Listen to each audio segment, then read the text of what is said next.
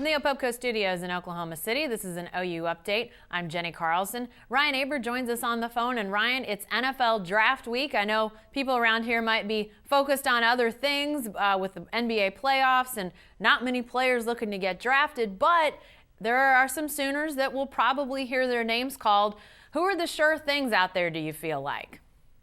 Well, I think when you're talking about sure things in OU this year, there's really only one. I think Aaron Colvin is going to get drafted despite his injury, but you look at a couple other guys. I mean, I think Gabe Ikard is likely to get drafted. I think Trey Millard is probably going to go as well, but you could see those guys falling off the board completely. It's a strange year for OU, especially with the way that their season finished.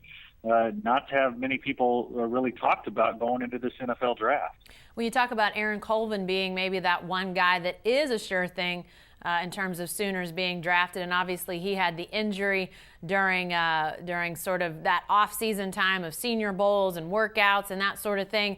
Is that going to hurt him? Is that a situation where maybe he could have been a second round and he falls to the fourth or fifth? Or what are you hearing about his stock and how that injury is affecting things?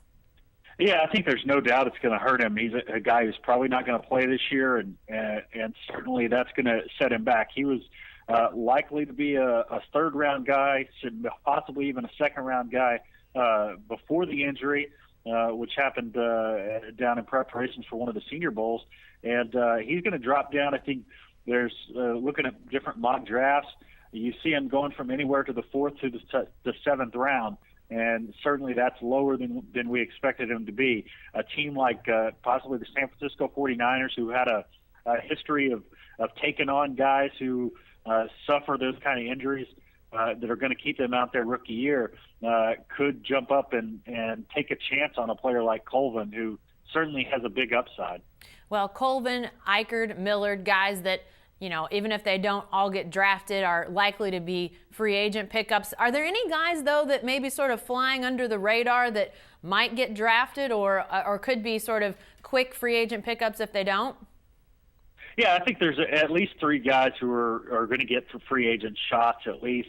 And Jalen Saunders, who transferred from Fresno and had a great season last year, is one of them. Bronson Irwin, one of the Sooners' other offensive linemen, is going to get a chance somewhere.